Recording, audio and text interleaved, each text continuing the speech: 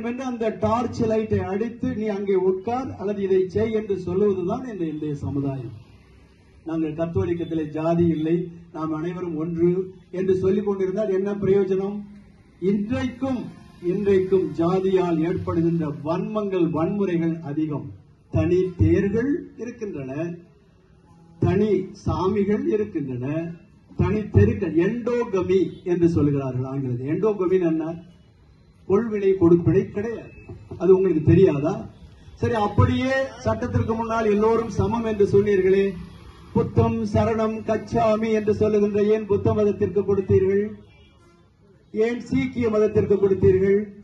அதை போன்றுதானே எங்கள் மக்களும் இருக்கிறார்கள். இதில் உள்ள முரண்பாடுகள் எங்களுக்கு தெரிகிறது. நீங்கள் சொல்லி நாங்கள் அறிய வேண்டியது இல்லை. கிறிஸ்தவம் ஜாதி இல்லை, எல்லோரும் பிசி என்று நீங்கள் சொல்லுகிறீர்கள், எங்களுக்கு தெரியும் அது. ஆனால் நடைமுறையிலே அப்படி இல்லையே. இதைத்தான் ஐன்ஸ்டைன் இவ்வாறு சொல்லுகிறார். எதற்காக திருப்பி நாங்கள் போராடுகிறோம்? ஒரு தீமையினுடைய வேரை மறுமுறையும் நாம் தோண்டுகிற போது, அந்த போராட்டத்தை பொது உடைமையாக்குகிற போது விடிவு ஒரு நாள் வரும். தந்தை பிரபாகர் சொன்னார், மார்ட்டின் லூதர் கிங் அவர்களை பற்றி சொன்னார் மிக அருமையாக. அந்த மார்ட்டின் லூதர் கிங் அவருடைய போராட்டத்தினுடைய இறுதியில் அந்த அமெரிக்க மக்கள் பாடிய பாடல் என்ன? We shall overcome. ஒரு நாள் இதை நாங்கள் மேற்கொள்வோம். அதாவது இனம் என்பது கருப்பு தோல், நமது எலும்பிலே ஏற்படுகின்ற பாகுபாடு. எனவேதான் நாங்கள் இந்த சலுகைகளை கேட்கின்றோம். பெயரளவு ஜாதி, 3 விதமான ஜாதிகளை இந்த சமூகம் சொல்லுகிறது. ஒன்று, அமெரிக்கர்களிடையே இருக்கின்ற அந்த கருப்பு வெள்ளை இன வேறுபாடு.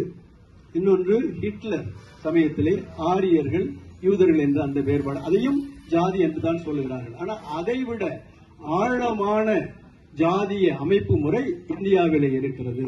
எனவேதான் இதை எங்களை அங்கீகரித்து எங்களுடைய மக்கள் அந்த சமநிலை, ஏற்றத்தாழ்வற்ற ஒரு சமநிலை பெறுகிற வரை எங்களுக்கு இந்த ரிசர்வேஷன் வேண்டும் என்று நாம் கேட்கின்றோம். ஏற்கனவே இருந்ததை போடு, நீ கையெழுத்து போட்டு இல்லை என்று சொன்னால் கருப்பு நாள் என்பதுதான் இந்த கருப்பு துணியினுடைய அடையாளம். இதை நம்முடைய மக்கள் தெளிவாக புரிந்து கொள்ள வேண்டும். நீங்கள் நல்லதும் செய்திருக்கிறீர்கள். வேளாங்கண்ணிக்கு ரயில் விட்டது பிஜேபி அரசாங்கம் தான். இப்பொழுது இந்த சலுகைகளை கொடுங்களே. இன்னொரு 10 எம்பி சீட்டு நாங்கள் கொடுக்கிறோம். எங்களிடம் வாக்குக்கு மட்டும் வருகிறீர்கள். அந்த வாக்கு சொல்லுகின்ற உரிமைகளை ஏன் எங்களுக்கு கொடுக்க கூடாது? இலக்கியங்களிலிருந்து பல எடுத்துக்காட்டுகளை நான் உங்களுக்கு சொல்லலாம். நம்மாழ்வார் மிக அருமையாக ஒரு பாடல் சொல்லியிருக்கிறார். என்ன?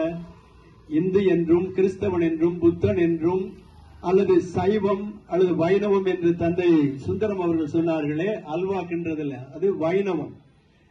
இவைகளெல்லாம் தமிழ் மறைகள் என்று நாம் ஏற்றுக்கொண்டோம். அந்த நம்மாழ்வார் என்ன சொல்லுகிறார்? அவரவர் இறையவர் அவரவர் தமது அறிவறி வகை அவரவர் இறையவர் எனவடி அடைவார்கள். அவரவர் இறையவர் குறைவிலர் இறையவர், எந்த தெய்வத்திற்கும் குறைவு இல்லை என்று அவர் பாடினார். அதை நான் அப்படியே கொஞ்சம் மாத்திரம்